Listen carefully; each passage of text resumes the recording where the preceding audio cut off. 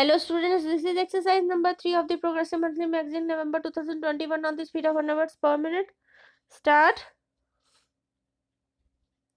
For nearly 200 years now, Indians have sailed to distant shores in search of employment and trade.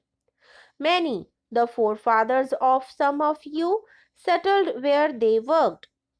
The conditions in the early days of migration were neither easy nor happy, but they worked hard and diligently.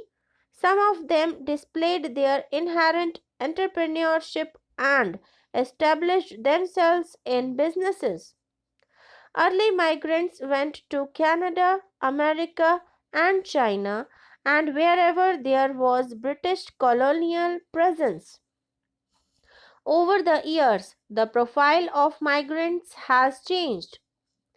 We still provide skilled labor to the Gulf states and to other areas in the Middle East, but now a more important segment comprises of professionals, teachers, scientists, computer engineers and programmers, doctors, managers, bankers, and even gurus who are being acclaimed in areas of top management and creative thought.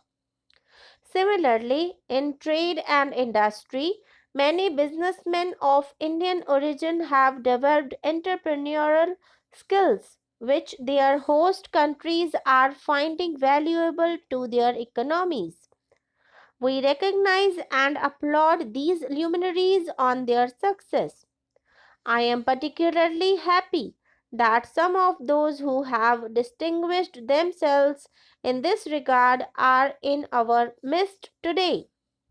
In the last 50 years, Indians have developed certain competitive advantages, include a large technical and scientific manpower base, fairly well developed infrastructure, a large network of banks, a well established capital market, and a good educational system. India has always had a substantial private sector active in all areas of the economy. A vibrant part of Indian initiative is manifested in the small scale sector. This comprises thousands of small industrial units scattered around the country.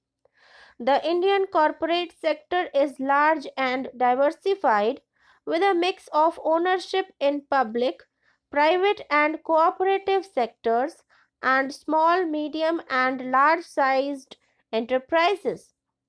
Our legal system is fair and just, and we have the advantage of being a part of the English speaking world.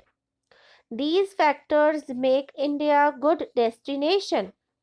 We are all aware of the recent crises which have affected the economies of Southeast Asia and Russia. Even Japan is facing difficulties. At the same time, we may note the fact that our country remained by and large unaffected by these economic disturbances. This speaks well of the resilience our economy has developed over the years. Despite being part of the globalization process, our fundamentals remained strong and helped us to stay on course and prevented any major macroeconomic imbalances.